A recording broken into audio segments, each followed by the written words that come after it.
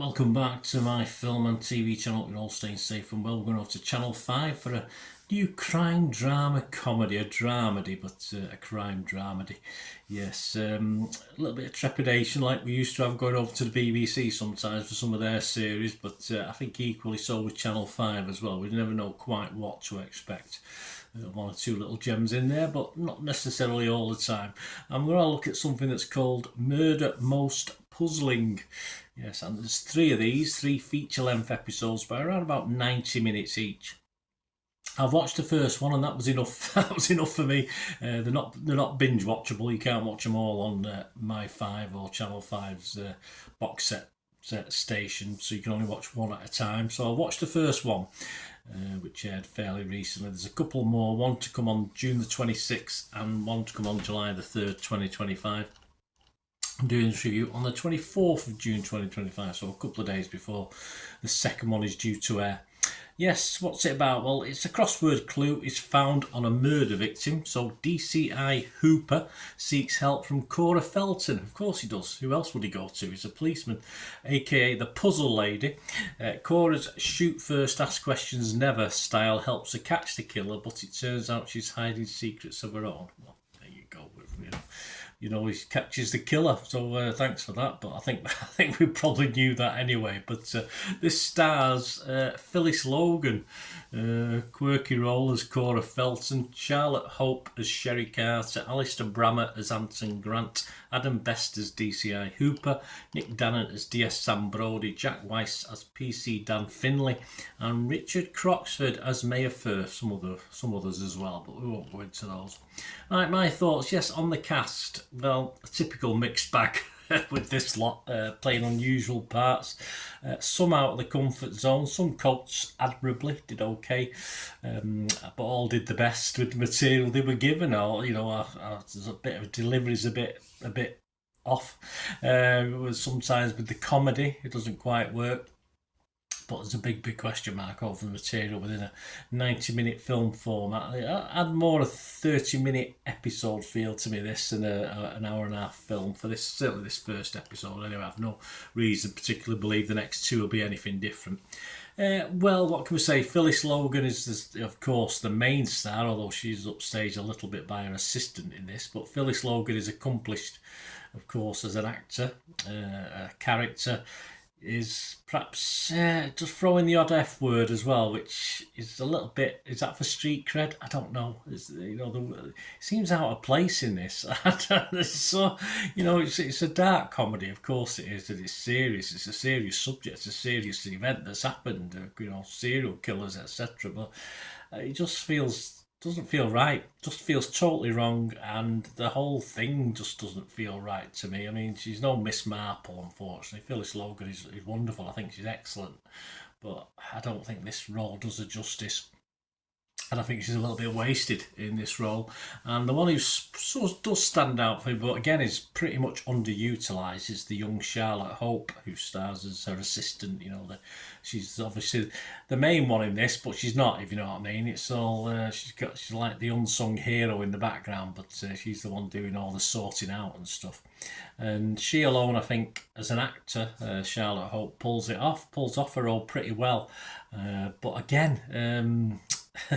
As Phyllis is wasted in this, Charlotte's also capable of much better than this, and perhaps we can see a series based around Charlotte as the main play rather than the main play, but hidden behind, of course, Phyllis Logan's character, who's always going to be the standout lead character, if you like. So I think there's more for Charlotte Hope.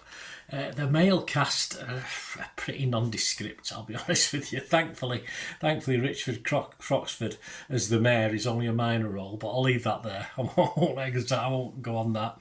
And of course, Adam Best. He does his best Amdram fairly well.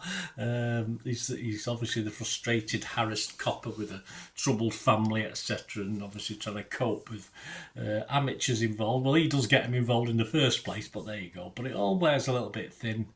But he does okay with what he's got. But of the male actors, he's probably one of the better fits for this role. But overall, there's not a lot on the male cast. This is a genre, of course, the UK does really well, does but this is sort of non-league football compared to some of the UK produced stuff. Of course, other countries now do this sort of thing on a regular basis. And if you look back at the recent Ludwig on the BBC, which a lot of people are comparing it to, and quite rightly so. I mean, that wins hands down. I mean, that's sort of semi-professional compared to this non-league stuff at its best. But yeah, Ed Power from the iPaper gave this a 2 stars, 2 out of 5, and said Murder Most Puzzling is less charming version of Ludwig. Yeah, and unfortunately, you're gonna make those comparisons, and it can be compared to lots of stuff, over the years, and it's gonna come out wanting this series. Anita Singh from the Telegraph also scored it 2 out of 5. She said it is a pale imitation of Ludwig. Well, that one was a 5-star treat starring David Mitchell. This one is a 2-star rip-off starring Phyllis Logan. Yeah, the missteps start as soon as we're introduced to her character, Cora Felton. It just doesn't write. Nothing works. It's just a mishmash.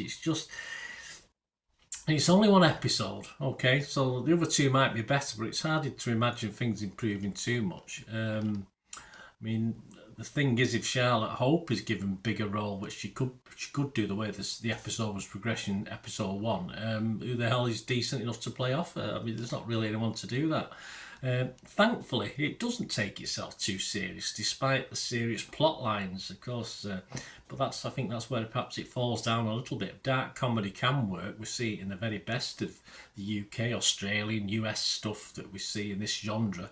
But it just doesn't feel at any time right in this. It just doesn't work. It has no comedic charm to add to a dark serial killer story, and that's what's unfortunate about it all, because it just doesn't work. It's all bright and lovely when it wants to be dark and dreary, and it doesn't mix the two very well. I mean, as afternoon entertainment, if you want to watch something that you can doze off quite happily to and not miss too much if you do, yeah, it's ideal. It's just for background. Even for background, I try and find something a little bit more entertaining.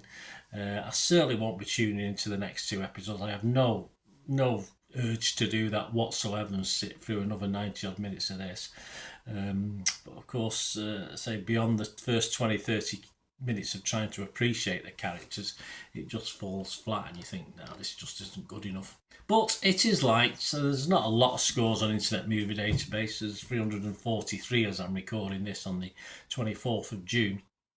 And it's getting a 7.4 out of 10, but I think most of that will be from cast and crew and friends and family, won't it? I don't think it deserves a 7.4. I think the 2 critics before giving this 2 out of 5 were nearer the mark.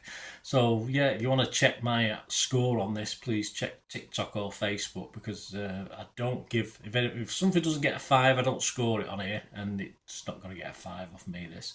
So there's no score. I was rotten on Rotten Tomatoes, and I was negative on Metacritic as well.